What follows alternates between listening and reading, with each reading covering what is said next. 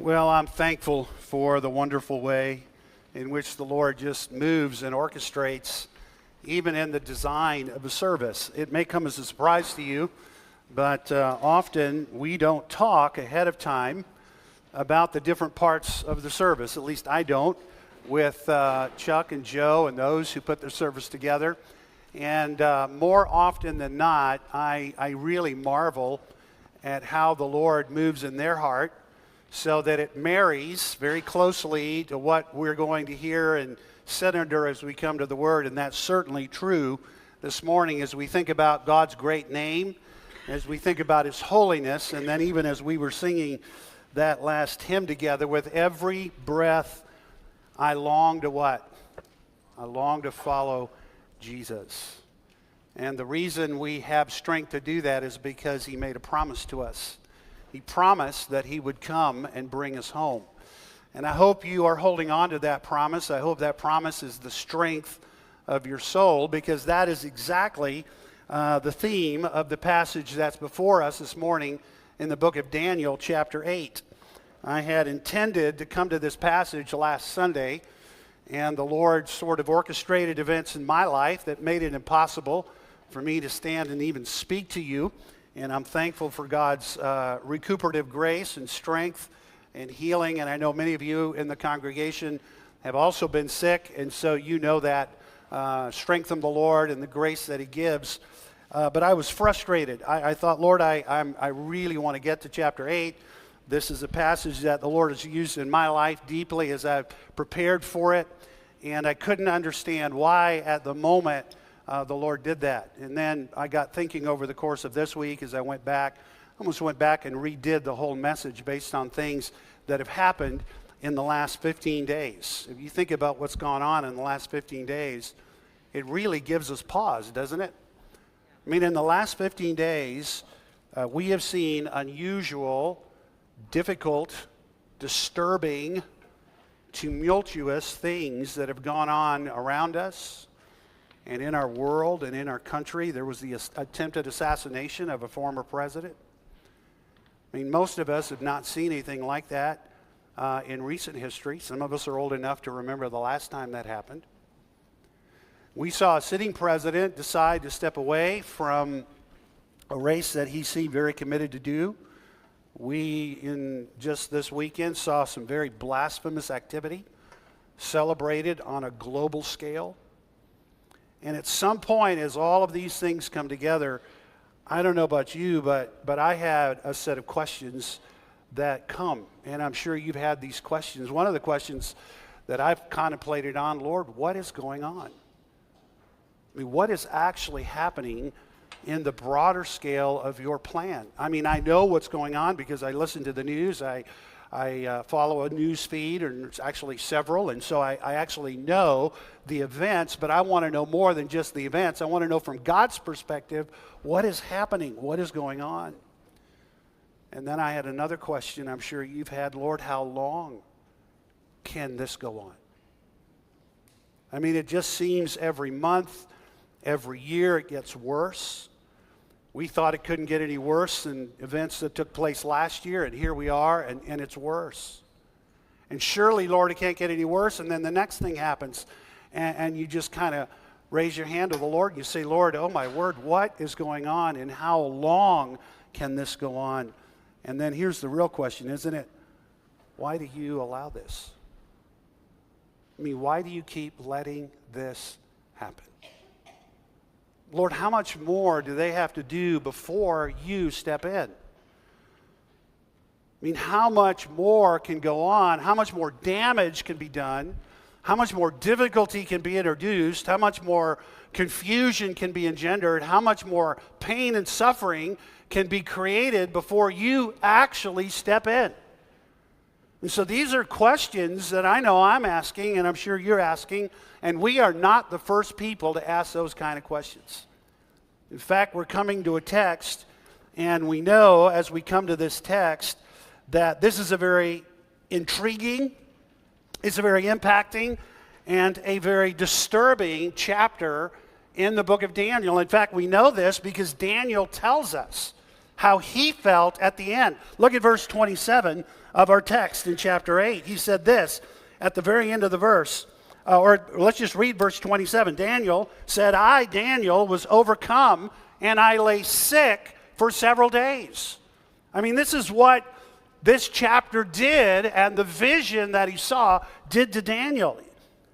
He said at the end of the verse, I was appalled by the vision and I did not understand it.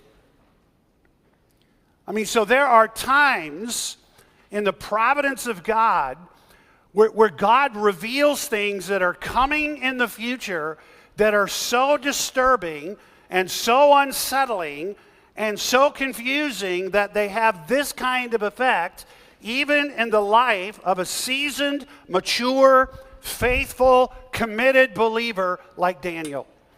And so I shouldn't be surprised, and you shouldn't be surprised in our own day and in our own time when we see things, we hear things, we experience things, we suffer things, we're called to endure things that lead us to a place very similar to the one where Daniel was. Daniel chapter 8 is not the first time that God says the kinds of disturbing things to his people. And we've noted already in this section of Daniel that this is the second of 4 very disturbing visions that God gives to his servant. This is not the first time in Daniel's life that he gets a vision like this, and it's certainly not the first time or the last time in the history of God's people that God talks this way to his people. In fact, if you go to the New Testament, there was a time in John 16 when Jesus looked at his disciples and he said the kind of disturbing things to them that God is saying to Daniel. In fact, let me read you the text in John 16. It's John 16, verse 1 through 4. And Jesus looks at his disciples who are deeply disturbed about what he has just said to them because they were expecting a very different future. They were expecting a very different pathway. And Jesus said to them, I have said all of these things to you to keep you from falling away. There's the reason. So what have I said to you? They will put you out of the synagogues. Indeed, the hour is coming when whoever kills you will think he is offering a service to God. And they will do these things because they have not known the Father nor me. But I have said these things to you so that when this hour comes, you may remember that I told you. And so what we're reading about in Daniel chapter 8 is very similar to the kinds of things that we read about from the Lord's own mouth to his disciples, including ourselves. And what we learn from that is that the parts of God's word that speak to the dark spaces and hard places that sometimes we're called to live in the kingdoms of men, those parts of God's word that talk to us about that are not intended to frighten us, although they do alarm us. They're actually intended by God to strengthen us so that we can cultivate a wholehearted, single-focus, fully trusting faith that will be accurately describing who God is and what he is like. And so as we come to chapter 8, that's really the big picture. And so what I'd like to do this morning in chapter 8 is I'd like to look at chapter 8 from 4 perspectives. If you think of chapter 8 like you would think of a small documentary, sometimes in a documentary the camera is going to focus on one set of perspectives, and then it may come back to those same events and look at them from a different set of perspectives. And that's what we're going to see in chapter 8. And so what I'd like to do as we think about chapter 8 is I'd like to let the camera angle represent 4 different aspects of what Daniel sees. And so that'll help us as we kind of look and navigate at the material here that Jerry read to us in our hearing in chapter 8. And so as we sort of get behind the camera and look through the lens, the first aspect that we want to look at is the setting. We want to know the setting and the circumstances of the vision that the one who knows the future is pointing out to us. And so what is the setting and the circumstance of this vision? And you can see it right away in the first two verses. In the 3rd year of the reign of Belshazzar, all right, there's a time that's mentioned. A vision appeared to me, Daniel, after the one that appeared to me at the first. So there's already been a vision Daniel saw, and we looked at it in chapter 7. Now he says, in the 3rd year of Belshazzar's reign, a second vision came to me. So this is the second of 4 visions that make up the last half of the book of Daniel. And then there's a place. And I saw in the vision, and when I saw, in other words, he's in the kingdom of Babylon, but in the vision, he's transported to a place. We have something very similar happening in the book of Revelation, don't we? You have the Apostle John, and he's on the island of Patmos, but he has a vision, and in that vision, he's transported to a time, the Lord's Day, the day of the Lord that the Old Testament prophets have been talking about, and he's transported to a location, heaven. And he is going to see things from heaven's perspective. And so here's Daniel, and he's transported by vision to a new location. And we're given the name of that location. He is in Susa, the citadel, the fortress, which is in the province of Elam. You say, why is that significant? Well, this locates Daniel in the prophetic unfolding of these visions. In other words, Daniel is orienting himself, and he's orienting you to what is happening. Because if you remember back in chapter 7, we saw the overarching vision that God gave to Daniel that started at the end of his life, at the end of the kingdom of Babylon, and it went all the way to the end of time, to the second coming of Messiah. And between those two events, there are 4 world empires that are described. The first is the kingdom of gold, the kingdom of Babylon, the one that Daniel spent his entire life in. Daniel lived entirely, with the exception of maybe a year or two, he lived entirely in the first kingdom, the kingdom of gold. Then there is a second kingdom that we read about. It's the kingdom of Persia. And in the original vision, back in chapter 2, it's the kingdom of silver. In the overarching vision, in the controlling vision of Daniel 7, it is described as a bear. And after that is a third vision, or a third kingdom, a third empire. It's the empire of Greece. In the vision in chapter 2, that's the Bronze Empire. In the vision in chapter 7, that one is described as a leopard that has 4 heads. And then there is a fourth kingdom, and it is an unusual kingdom. It's not described as a dragon. As an animal that we know. It's described as a dragon with 10 horns. In the first vision, back in chapter 2, it's the kingdom of iron and clay. And as we've been listening to Daniel, what we've been discovering is that that kingdom is very unusual because it extends from its beginning all the way to the end of time.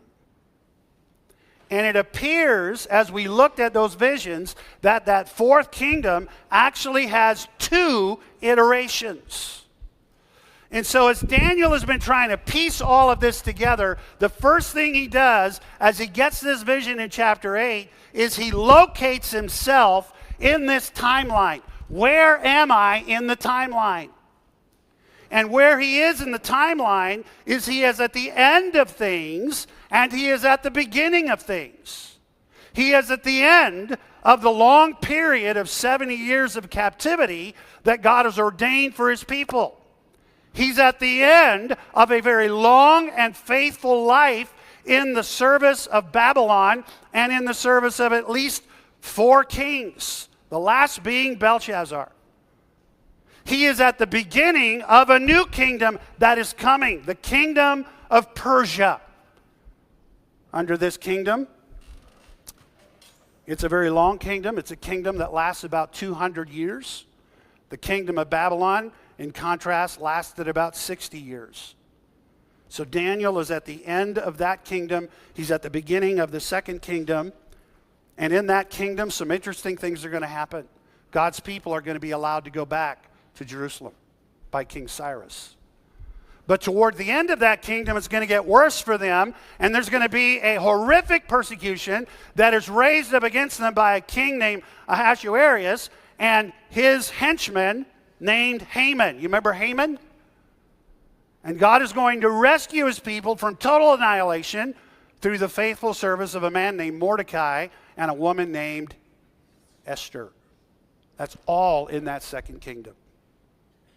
And then there is this third kingdom that comes. And what's important about the third kingdom, as Daniel looks at that third kingdom, is at the end of that third kingdom, somebody is going to come. At the end of that third kingdom and at the beginning of the fourth kingdom, somebody is going to come, and he's going to put a stop to things that have been going on. And then there is this fourth kingdom. And so Daniel orients himself very clearly into the events that are taking place. And as he looks at this vision, he realizes that the vision is about two of the four kingdoms. So what we're looking at here in chapter 8 is about two kingdoms. It's about the kingdom of Persia that is coming and the kingdom of Greece that follows.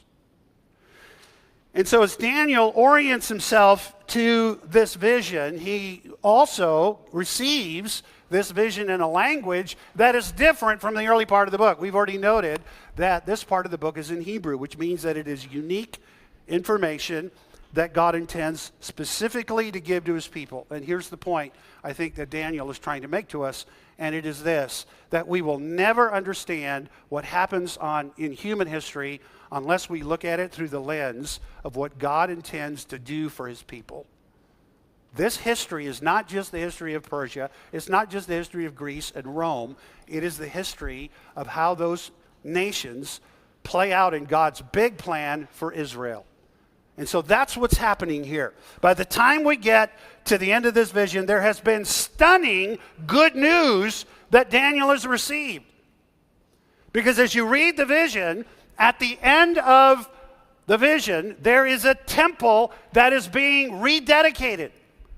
There are sacrifices that are being offered again. God's people are back in a land from which they had been expelled.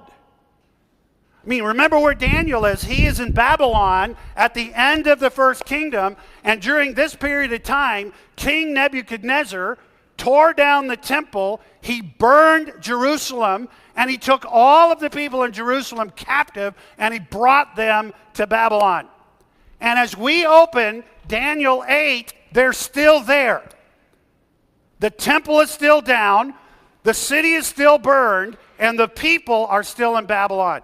But Daniel sees a vision of a time when there's a new temple being rededicated, there are sacrifices being offered again, and the people that belong to him that are captive in Babylon are back in the land.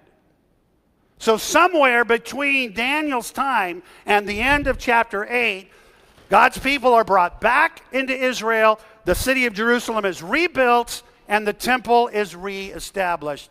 That is amazing good news for Daniel. And by the way, did that happen? And the answer is yes. Cyrus the Great issued a decree. Daniel may have actually written the text of that decree, and he permitted God's people to go back to the land. And he empowered a man named Nehemiah and later a man named Ezra. And when they got there, they rebuilt Jerusalem and they reestablished the worship of God, and they rebuilt and consecrated the temple of God.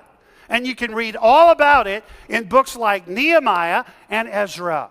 It's a stunning fulfillment of what we're reading about way back here in Daniel's day as he looks forward to something that God predicted. He can hardly believe what he's hearing. There's going to be a temple again. There's going to be sacrifices again.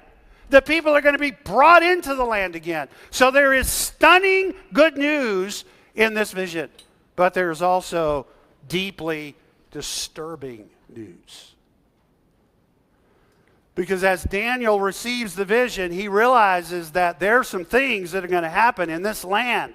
There's an arrogant ruler, very much like Nebuchadnezzar was at first, who's going to come into the land again. He's going to destroy God's people again. He's going to cast truth down to the ground again. He's going to prohibit the sacrifice and the worship of God. And he's going to do something so abominable in the temple that it is going to make the temple desolate again. And that's what Daniel didn't expect. God, I thought our 70-year captivity was it. I thought we were supposed to go back. I mean, you know, Jeremiah said that we were going back. We were going to have a new temple. We were going to have a new land. We were going to have a new city. Messiah was going to come, and it was going to be awesome. And instead, what he sees, new temple, back in the land, rebuilt city, and at the end of the third kingdom, there is this arrogant ruler who comes in and he does astonishing, abominable things in the land, in the city, to the people, and even in the temple. And Daniel's trying to figure all of this out. And so that's the setting, that's the circumstance. And you and I have to do the same thing that Daniel did. We have to orient ourselves in terms of where we are in this vision. Daniel was at the end of Kingdom 1 and in the beginning of Kingdom 2, and he's looking primarily at events in this chapter that are going to happen in Kingdom 3. When we orient ourselves, we have to go all the way through Kingdom 2. Persia is gone, rose and went. We have to go all the way through the kingdom of Greece. That already happened. And we have to go all the way through the beginning of the fourth kingdom. So here we are somewhere after the beginning of the fourth kingdom and what is yet to come at the end of the fourth kingdom. So here we are. And one of the reasons we need to know what happened there is because as we look forward to what God said is going to happen here, we are in the same position Daniel was way back there when he was looking forward to the things that are going to happen here that have already happened from our perspective. And that's what Jesus meant when he said, I told you some things so that when they happened, you would know and you would not fall away. And so that brings us really to the second thing about this vision. If we could change the camera lens and get it to point now to the sort of wide angle idea, we're going to see how the vision actually unfolds. There is a course or a story that is being told, and it's told very simply, and I'll just move quickly through this because we've covered some of this before. It's told in 4 parts. There is a magnificent ram that shows up in verses 3 and goes all the way through verse 4. There's this massive ram. I raised my eyes, and behold, a ram. Look, Daniel says, a ram. And he's standing on the bank of the canal. He's here in the capital city of an empire that hasn't started yet. Susa ends up becoming the capital city of Cyrus's empire that hasn't started yet. So Daniel is looking forward, and he sees this ram, and it has 2 horns. One horn is higher than the other. And I saw the ram charging west and north and south, and no beast could stand before him. And then I want you to notice at the end of verse 4, there was no one who could rescue from his power. He did as he pleased, and he became great. Later on in the text, we find out exactly who this ram is. He is actually Cyrus the Great and the kingdom of Persia, and the kings of Persia that follow him. This kingdom had unstoppable military might. It became larger than the kingdom of Babylon. Under Cyrus, he had extraordinary military might and political acumen. And you might think that he succeeded because of his own strength. But interestingly enough, hundreds of years before Daniel lived, God had already called out Cyrus's name in the book of Isaiah. In the book of Isaiah, hundreds of years before Daniel was born, God said, I have anointed Cyrus, whose right hand I have grasped, to subdue nations before him, to loosen the belt of kings, to open doors before him, and gates that will not be closed. I, the Lord, the God of Israel, am he who called you by name. Wow. I mean, we're reading about Daniel at the end of the Babylonian Empire, and he's looking forward to this kingdom, and we're reading about a king who's going to come, and he's going to have unusual military success. He's going to establish one of the greatest kingdoms in the ancient world, a worldwide empire. And hundreds of years before Daniel even saw this, God had already called out the name of this king, Cyrus. And you can read about it in Isaiah chapter 45 if you're interested. And so that's exactly what happens. There is no one who can deliver Babylon from the power and the might of this ram. But you know what? The ram only gets a few verses of attention. The story moves very quickly to an angry male goat. And you can see this, can't you, in verse 5 and going really all the way down to verse 7. As I was beholding, a male goat came from the west across the face of the whole earth without touching the ground. I mean, there's speed here. And the goat had a conspicuous horn between his eyes. He came at the ram that had the two horns standing at the bank of the canal, and he ran against it in powerful wrath. He was enraged at the ram, verse 7. He struck the ram, he broke the two horns, and the ram had no ability, no power to stand before him, and he cast him down to the ground, and he trampled on him, and there was no one who could rescue the ram. Just like there was nobody who could rescue Babylon from the might of Cyrus, there was nobody who could rescue Cyrus's kingdom from the wrath and the anger of the man who started the Greek Empire. And he's described as a conspicuous horn, and everybody agrees that this person who's described this way is a man you know from history very well. Alexander the what? The Great. And this kingdom starts in 331 BC and it goes to 146 BC. But for the first 10 years of that kingdom, that is where all of its strength, all of its might, and all of its expansion happen. It happens with blinding speed because of an individual young political ruler who has some kind of genius that makes him conquer the world. And you know him as Alexander the Great. But at the height of his power, I mean right when everything is exactly where he wants it, at the height of his power, the great horn is broken. And that's exactly what happened to Alexander the Great at the height of his power. 10 years in, he dies unexpectedly. After living only 33 years, his military accomplishments, his achievement of spreading Greek culture and Greek language throughout the world of his day are still present and evident with us today. This was an astonishing kingdom.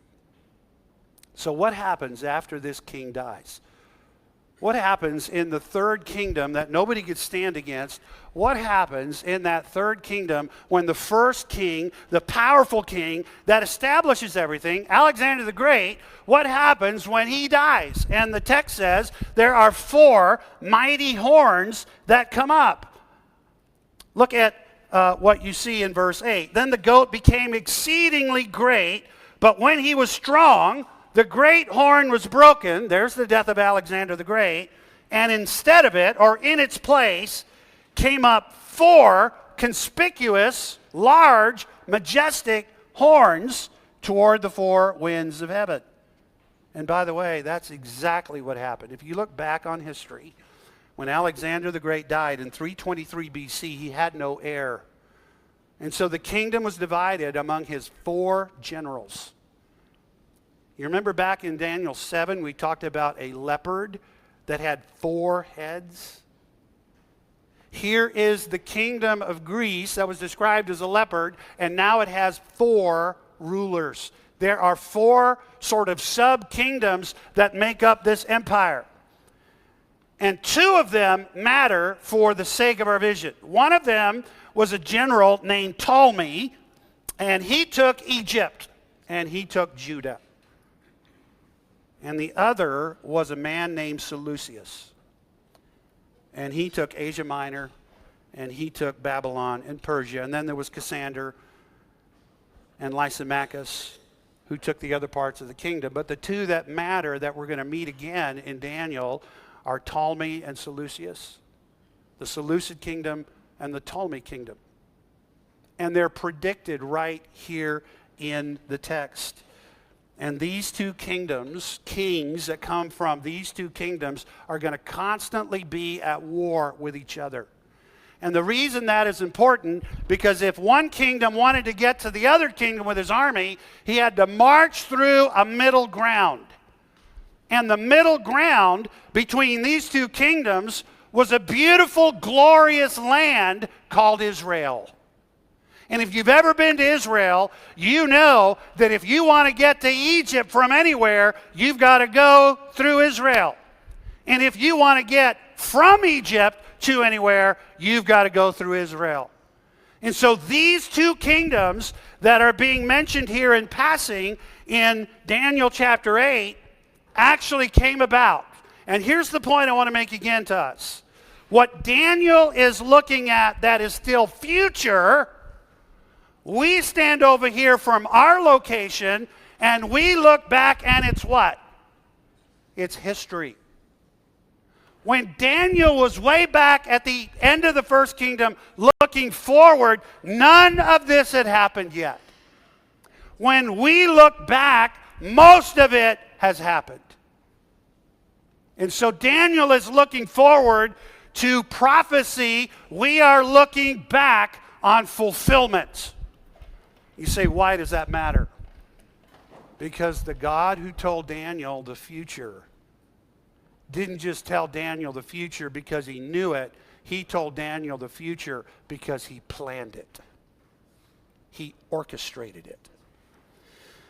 Well, that brings us to the focal point. I mean, we've looked at the ram, so there's our wide-angle lens, and the ram gets tumbled down by this angry goat. There's a little bit of a narrower view, the kingdom of Greece, and then all of a sudden it gets really narrow. There are 4 small kingdoms that now rise up, and now we're going to get really narrow, and we're going to come to one of those kingdoms. Remember I told you there were 2 that mattered? There's the kings of Egypt, the Ptolemies, and then there's the king that took over Babylon and Persia, and that was the Seleucid king, and we're going to look at his kingdom. The rest of the vision is about that kingdom and that third empire. Remember, the third empire, Greece, subdivides into 4 little kingdoms, and now we're looking at one of those kingdoms, the Seleucid kingdom.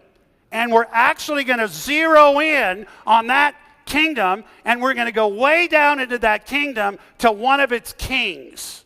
So what we did is we started out with this wide angle. It got narrower, and by the time we get halfway through the vision, we are looking all the way down in this little kingdom that makes up the larger kingdom of Greece, and we're looking at one king.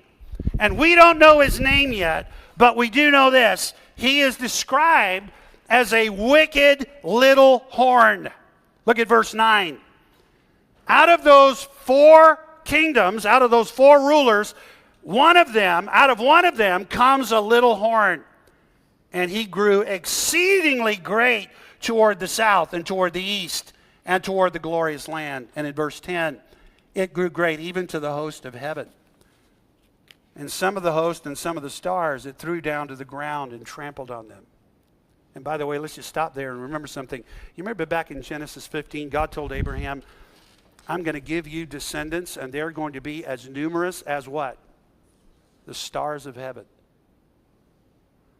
Israel and the people of Israel are sometimes referred to in the Bible as God's stars. Israel, in different places in your Bible, is described as God's host. The word host is the word for army. The Israelites were God's stars and God's army, and this king, this little arrogant tyrant of a ruler that we're looking in on, is going to come against God's stars and God's army, and for a time, he is going to have victory over them. He is going to cast them down. He is going to trample on them. In verse 11, this arrogant ruler is going to become great. He's going to exalt himself even as the prince of that army. Who is the prince of the army of Israel? And the answer is God. This arrogant little ruler from that tiny little kingdom in Greece is going to make himself equal to God. And for a time, he's going to come into that beautiful land that belongs to God, and he's going to tear down God's stars, and he's going to trample down God's army, God's people. And he's going to do more than that. The regular burnt offering was taken away, and the place of his sanctuary was overthrown. And the army will be given over to it with the burnt offering because of transgression. And this ruler will throw truth to the ground, and he will prosper. I mean, this is really stunning. Here's this little arrogant ruler in the third kingdom, and he rises up and he starts acting aggressively to everybody. He is unstoppable. He has great power and great might, and he comes against God's people, God's stars, and he tramples them down. He destroys them. He exalts himself to be equal with their leader, God. He takes away the sacrifices of God, and he defiles the temple of God. And Daniel wants to know why. And God says, well, let me tell you why, Daniel. All of this is happening because of transgressions. All of this is happening because of transgressions. Look at verse 12. The army of God, the host, will be given over to this ruler along with the burnt offering because of transgression. Wait a second. Whose transgression are we talking about that brought all of this renewed persecution and devastation against God's people? Whose transgression? And if you've been following along the storyline, it's Israel's ongoing transgression. Why are they in Babylon?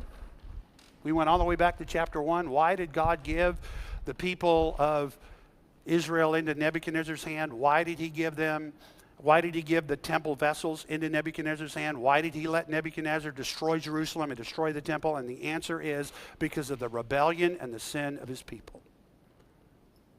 And God disciplined them. What did the writer of Hebrews says? Despise not the chastening of the Lord. Here God is chastening his people for 70 years. We've been looking at 4 faithful men who in those 70 years stood for God, were faithful to God. They refused to eat food offered to idols. They refused to bow down to a graven image. They refused to pray to anybody other than God, and they paid a horrific price for it. But God preserved them. But that's 4 of God's faithful people. What about the rest of them? The book of Jeremiah describes what went on in those 70 years. God's people became even more rebellious. They became even more angry at God. Well, if you're going to take away our temple, and you're going to take away our city, and you're going to take away our people, why should we keep serving you? Jeremiah, stop talking to us about repenting. Stop talking to us about worshiping a God who did this to us. And they literally at one point say to Jeremiah, Jeremiah, we are sick of you keep talking about God. We are done with the God who treated us this way. They actually say this in the book of Jeremiah. We had it better when we were worshiping the Queen of Heaven. That's the moon. We had it better when we were worshiping the moon. And so you know what, Jeremiah? You just stop. We've already talked to our wives, and they're going to start baking the cakes we used to offer to the moon goddess, and we're going back to that worship. This is after the 70 years of captivity. You say, well, what about when they went back into the land? Well, read the prophet Haggai and read the prophet Malachi, and you're going to find out that even after Daniel's day, when these people go back to the land, they continue to sin against God. And God says to Daniel, let me tell you why at the end of the third kingdom, this little arrogant tyrant is going to come up and he's going to have unusual success in the persecution of my people. You don't want to know, you want to know why, Daniel? For the same reason I gave them into Nebuchadnezzar's hand. I'm going to let this little tyrant come against them for their transgressions. Wow, here we are all the way over here. Looking back, and how many times has God put us under discipline? How many times has God got our attention because of some sin or something we're doing against him, and we come under that discipline, and what we should be doing is saying, God, thank you for disciplining, because that means I'm your son.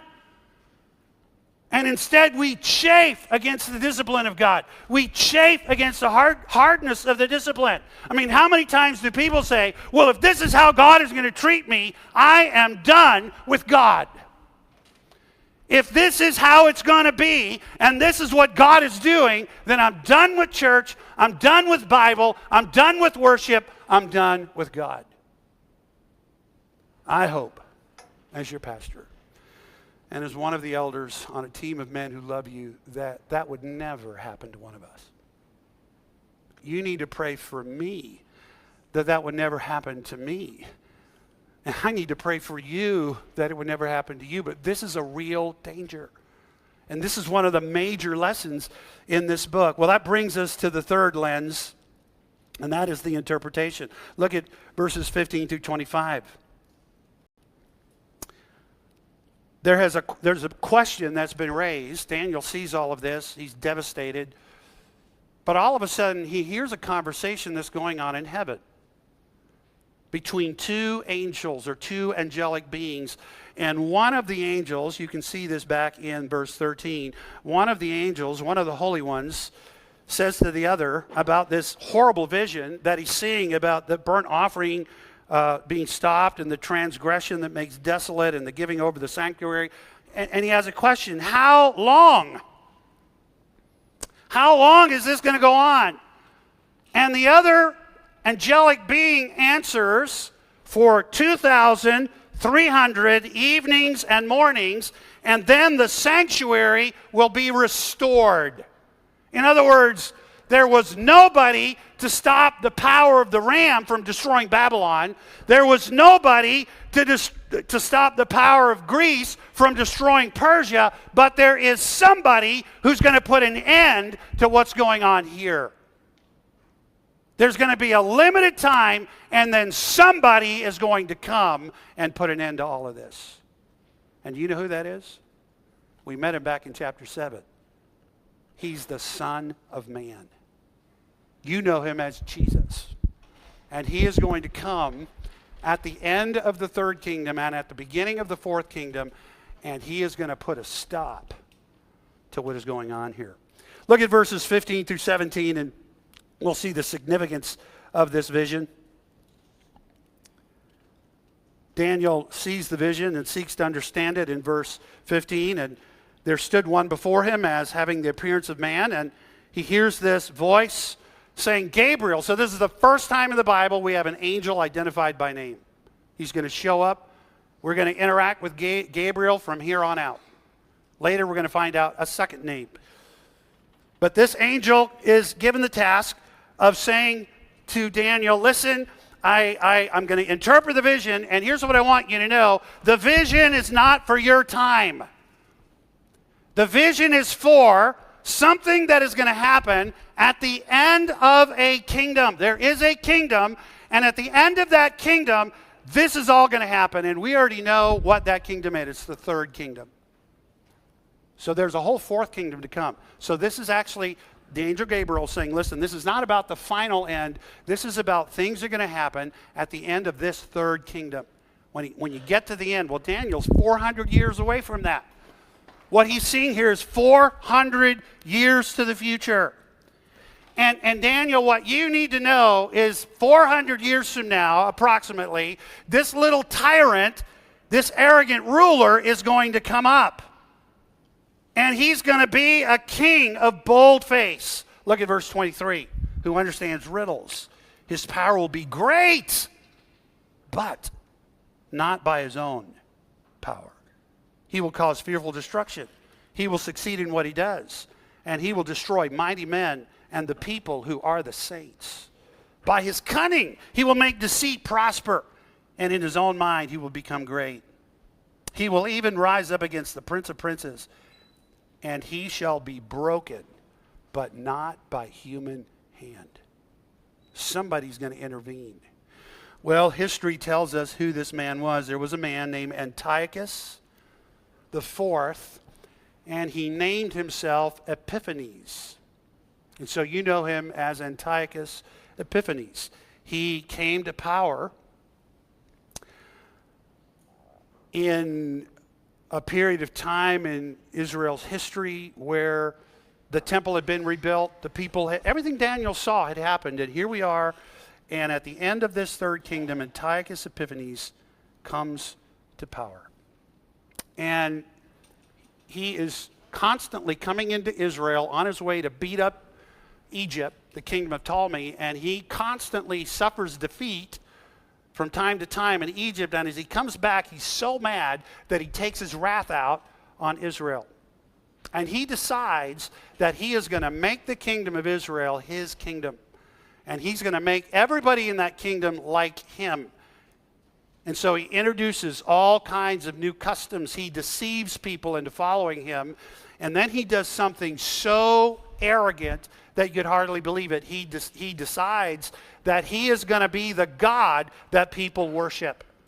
And that word Epiphanes in his name means the manifestation of a God. And that's what he decides he's going to do.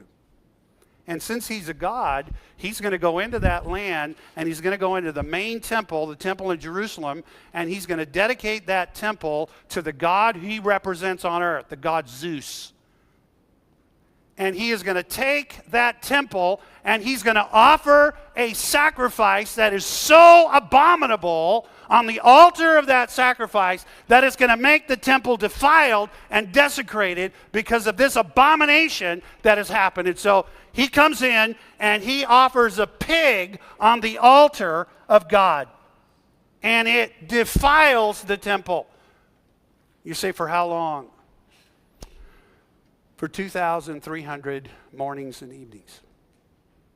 This is amazing to me. If you take mornings and evenings, that's one day. So 2,300 mornings and evenings is 1,150 days, which is just a little more than 3 years. And from the time that Antiochus Epiphanes offered the pig on the altar and desecrated it to the time that Judas Maccabees rose up and rescued the temple, cleansed the temple, and rededicated the temple was exactly 3 years. And you know that rededication of that temple as the Feast of Hanukkah. We celebrate it every year, the Feast of Lights. And so we look at all of this history that Daniel was looking forward as prophecy, and we know that God is in control. And that brings us to the very final thing. How does Daniel respond to all of this? What is the spiritual application of all of this? And if you look at verse 26 and 27, in spite of all of this confusion, there is persevering service. Look at verse 27. Despite his distress, Daniel rose and went about the king's business. What are you and I supposed to do as we look forward to the horrific things that Jesus told us would come in our own future? Here's Daniel, and he's looking ahead at the horrific things God said was going to come in his future. How are we supposed to respond when we look ahead to the horrific things God says are in store in our future? 2 Timothy, God said, evil men and seducers and imposters are going to get what? Worse. How are we supposed to respond? And I would suggest to you that we should respond the very way that Daniel did. We need to keep doing the king's business. So how in the world am I going to do that? Years ago, I mentored under a guy named Les Olala. And I can remember getting really frustrated from time to time about things that were going on in the ministry. I was executive vice president in the organization that he led, and I was frustrated about this or frustrated about that. And one day he called me and he said, hey, I want to take you to coffee. So we went to coffee, and he said, I want to ask you a question. Now, Les loved hockey. He was from northern Michigan. He was a massive hockey player. And he said, I want to ask you a question. How do you win hockey games? I'm like, I felt like saying, what are you talking about? I got stuff to do over here, and you want to talk about hockey? I don't know. You got to have strategy. He goes, no. How does a score get on the board? And the answer he was looking for that I was struggling to give was this. The way a point gets on the board is you got to put the puck in the net. Right? And he said, all kinds of distractions are going to happen to keep you from doing that. Somebody's going to knock into you. Something's going to happen over here. Somebody's going to cry foul. But you just got to keep your eye on that puck, and you got to get the puck in the net. I found out that he'd given this talk to a lot of people, but I was getting it that day. And I'll never forget what he said. He said, if you're going to put the puck in the net in your life, you're going to have to keep your eye on the mission. No matter what. It doesn't matter how fearful the future. It doesn't matter how bad it gets. You have to keep your eye on the mission. You have to keep your passion for Christ hot. You can't let the future sort of quench your passion. You got to keep your eye on the mission. You got to keep your passion for Christ, and you got to keep your relationships right. You got to keep your relationships right. And then go out and put the puck in the net.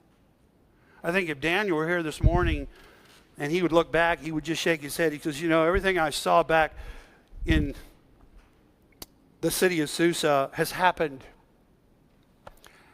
And I'm just telling you that God did everything I said. And I would have some counsel to you as you stand where I stood and you look forward at a future that's uncertain and that's turbulent and chaotic and troublesome. You need to do what I did. You need to keep your eye on the mission. You need to keep your passion for Christ. And you need to keep your relationships right. And you need to put the puck in the net. And let the heathen rage. Because God is going to send somebody to put an end to all of this. And it's the same person he sent the first time. At the end of that third kingdom, God sent his son in the fullness of time, and he put an end to our sin and its power over us. And at the end of the fourth kingdom, he's going to send that same son back, and he's going to put an end to all of the rebellion that goes on around us. And he's going to establish a kingdom that will last forever. And until he comes, let's you and I do what Daniel did. Let's go about the king's business. Lord, thank you for this chapter. Thank you for what it does and for how it works in our life. I pray that we would be encouraged as Daniel was. And that, Lord, the things you've told us ahead of time, not to frighten us, but to strengthen us so that we would do as Daniel did. We would remain faithful and true. That we would keep our eye on the mission you've given us.